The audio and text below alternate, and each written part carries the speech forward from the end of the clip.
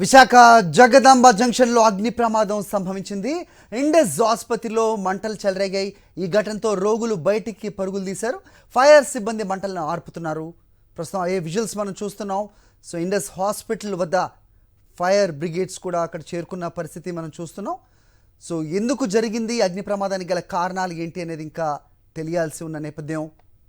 Indus ఆసుపత్రిలో మంటలు అయితే చెలరేగాయి. ఈ ఘటనతో రోగులు బయటికి పరుగులు తీయాల్సిన పరిస్థితి వచ్చింది.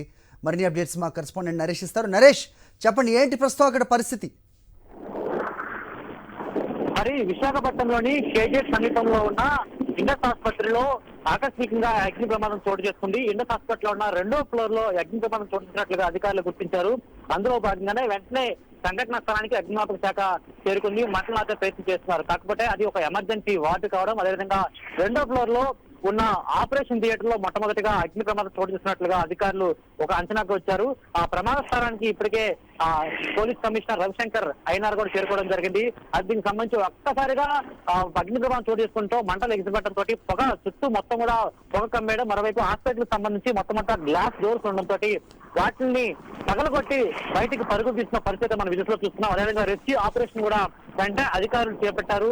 ఆ నిచ్చెన ద్వారా వెంటనే అక్కడి నుంచి వారిని కిందకు దింపి ప్రయత్నం చేస్తున్నారు. అదేవిధంగా కొంతవరకు పదుల సంఖ్యలో కొంతమంది రోగులు లోపల ఉండడంతో వారిని వెంటనే తీసుకొని స్థానిక ఆసుపత్రికి కూడా తీసుకెళ్లిన పరిస్థితి కనిపిస్తుంది. ఎందుకంటే ఎమర్జెన్సీ వార్డులో ఉన్న పేషెంట్లకి వెంటనే ఎమర్జెన్సీగా ట్రీట్మెంట్ అందజేయాల్సి ఉంది. అందుకే వారి వెంటనే అక్కడి నుంచి దగ్గరలో ఉన్న ఆసుపత్రికి తరలిస్తున్నారు. ఆ విజువల్స్ కూడా మన సాక్షి మీద చూస్తున్న పరిస్థితి. అదే అగ్ని ప్రమాదం సంబంధించి షార్ట్ సర్క్యూట్ కారణంగా అగ్ని ప్రమాదం చోటు చేస్తున్నట్లుగా పోలీసు అధికారులు అనుమానిస్తున్నారు. అయితే అగ్ని ప్రమాదం కారణాలు తెలియాల్సి ఉన్నాయి. కానీ అగ్ని ప్రమాదానికి సంబంధించి 2వ ఫ్లోర్ లో పూర్తి స్థాయిలో కూడా మంటలు అలుముకున్నాయి. భారీ ఎత్తున కూడా పగలు బయటికి వస్తున్న పరిస్థితి కనిపిస్తుంది. అదే మంటలు అయితే అంత ఎక్కువ కనిపించినప్పటికీ కూడా మొత్తం అంతా ఒక దుమ్ము దుల్లు ఏ విధంగా ఒకసారిగా గాల్లోంచి ఎగ్గిపడుతుందో ఆ విధంగా అగ్ని ప్రమాదం జరుగుతున్నప్పుడు బ్లాక్ స్మోక్ అనేది మనకి బయటకు వస్తున్న విజువల్స్ మనం చూస్తాం.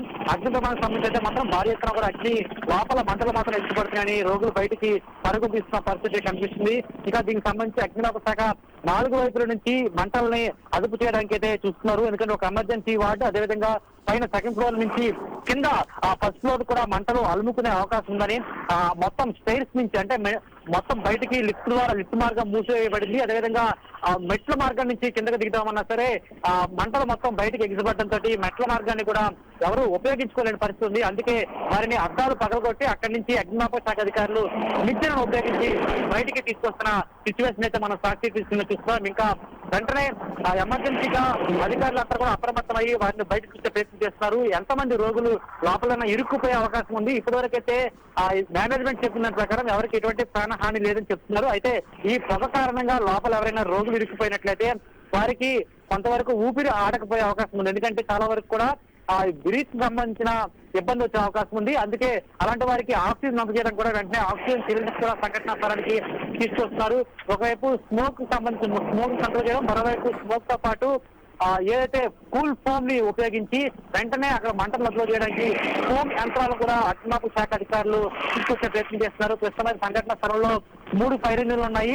ప్రస్తుతం అయితే ముందు భాగం నుంచి ఏదైతే రెస్క్యూ ఆపరేషన్ జరుగుతుందో అటువైపు నుంచి కాకుండా లెఫ్ట్ సైడ్ నుంచి రైట్ సైడ్ నుంచి గ్లాస్ బ్రేకేజ్ చేసిన తర్వాత ఆ బ్రేకేజ్ చేసిన గ్లాస్ లోపల నుంచి ఇప్పటికే రెస్క్యూ టీం లోపలికి చేరుకోవడం జరిగింది. అదేవిధంగా అగ్నిమాపక శాఖ కూడా ఒకవైపు మంటలు అదుపు చేయడానికి భారీ ఎత్తున ఫోర్స్ గా వాటర్ ని పంప్ చేస్తుంది. మరోవైపు రెస్క్యూ టీం లోపల చిక్కుకున్న రోగులు ఎవరైతే ఉన్నారో వారిని బయటకు వచ్చే ప్రయత్నం చేస్తున్నారు. ఇప్పటి వరకు 10ల సంఖ్యలో రోగులు బయటకు తీసుకురావడం జరిగింది. కానీ లోపల ఎవరైనా రోగులు కదలలేని స్థితిలో కావచ్చు, లేకపోతే ఇరుక్కుపోయిన స్థితిలో ఎవరైనా ఉంటే వారిని కూడా రక్షించే ప్రయత్నం అయితే చేస్తున్నారు. హరి, ఓకే నరేష్.